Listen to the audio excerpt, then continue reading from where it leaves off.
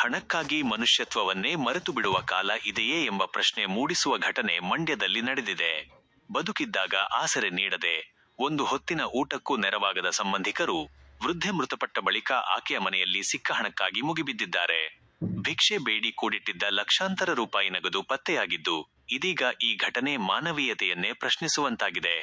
ಮಾನವೀಯತೆ ಮರೆತು ಹಣಕ್ಕಷ್ಟೇ ಬೆಲೆ ನೀಡುವ ಕಟು ಸತ್ಯಕ್ಕೆ ಸಾಕ್ಷಿಯಾಗುವಂತಹ ಹೃದಯವಿದ್ರಾವಕ ಘಟನೆಯೊಂದು ಮಂಡ್ಯ ನಗರದ ಗುತ್ತಲು ಬಡಾವಣೆಯಲ್ಲಿ ನಡೆದಿದೆ. ಆಸರೆ ನೀಡಬೇಕಾದ ಕುಟುಂಬಸ್ಥರಿದ್ದರೂ ಭಿಕ್ಷೆ ಬೇಡಿ ಬದುಕುತ್ತಿದ್ದ ವೃದ್ಧೆಯೊಬ್ಬರು ಮೃತಪಟ್ಟ ನಂತರ ಅವರ ಮನೆಯಲ್ಲಿ ಬರೋಬ್ಬರಿ 8 ಲಕ್ಷಕ್ಕೂ ಅಧಿಕ ನಗದು ಪತ್ತೆಯಾಗಿದ್ದು, ಮೃತಪಟ್ಟ ಮೇಲೆ ಆ ಹಣವನ್ನು ಸಂಬಂಧಿಕರು ಹಂಚಿಕೊಂಡಿರುವುದು ಸಾರ್ವಜನಿಕರಲ್ಲಿ ತೀವ್ರ ಆಕ್ರೋಶಕ್ಕೆ ಕಾರಣವಾಗಿದೆ. ಮಂಡ್ಯ ನಗರದ ಗುತ್ತಲು ನಿವಾಸಿಯಾಗಿದ್ದ ನೂರ್ ಎಂಬ ವೃದ್ಧೆ, ಕುಟುಂಬದವರ ನೆರವಿಲ್ಲದೆ ದಶಕಗಳಿಂದ ಊರೂರು ಅಲೆದು ಭಿಕ್ಷಾಟನೆ ಮಾಡುತ್ತಿದ್ದರು.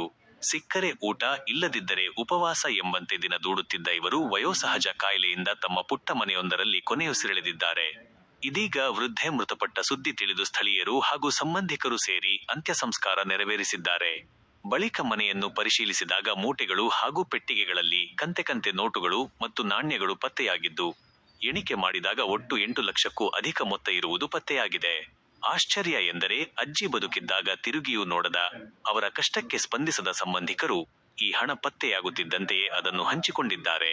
ವೃದ್ಧೆ ಬದುಕಿದ್ದಾಗ ಅನ್ನ ಹಾಕದವರು ಸತ್ತ ಮೇಲೆ ಅವರ ಕಷ್ಟದ ಹಣಕ್ಕೆ ಮುಗಿಬಿದ್ದಿರುವುದು ಮಂಡ್ಯ ಪೂರ್ವ ಪೊಲೀಸ್ ಠಾಣಾ ವ್ಯಾಪ್ತಿಯಲ್ಲಿ ನಡೆದಿದ್ದು, ಈ ಕುರಿತು ಸಾಮಾಜಿಕ ಜಾಲತಾಣದಲ್ಲಿ ತೀವ್ರ ಚರ್ಚೆಯಾಗುತ್ತಿದೆ.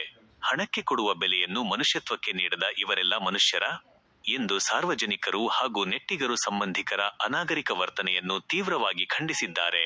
ಒಟ್ಟಿನಲ್ಲಿ ಬದುಕಿದ್ದಾಗ ವೃದ್ಧೆಯ ನೋವು, ಹಸಿವು ಮತ್ತು ಕಷ್ಟಕ್ಕೆ ಸ್ಪಂದಿಸದ ಸಂಬಂಧಿಕರು ಆಕೆ ಇಲ್ಲವಾದ ಬಳಿಕ ಹಣಕ್ಕಾಗಿ ಮುಗಿಬಿದ್ದಿರುವುದು ನಿಜಕ್ಕೂ ವಿಪರ್ಯಾಸ.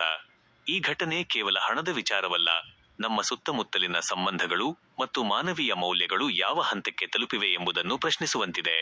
ಮನುಷ್ಯ ಬದುಕಿದ್ದಾಗ ಆತನಿಗೆ ನೀಡಬೇಕಾದ ಪ್ರೀತಿ, ಕಾಳಜಿ ಮತ್ತು ಆಸರೆಯನ್ನು ನೀಡದೆ ಸತ್ತ ಬಳಿಕ ಆತನ ಆಸ್ತಿಗಾಗಿ ಹಕ್ಕು ಚಲಾಯಿಸುವುದು ಯಾವ ರೀತಿಯ ಮಾನವೀಯತೆ ಎಂಬ ಪ್ರಶ್ನೆ ಇದೀಗ ಸಾರ್ವಜನಿಕರಲ್ಲಿ ಮೂಡಿದೆ. ದೈನಂದಿನ ವಿಡಿಯೋಗಳಿಗಾಗಿ ನಮ್ಮ ನ್ಯೂಸ್ ಕಡಬ ಯೂಟ್ಯೂಬ್ ಚಾನೆಲ್ను ಇಂದೇ ಸಬ್ಸ್ಕ್ರೈಬ್ ಮಾಡಿ.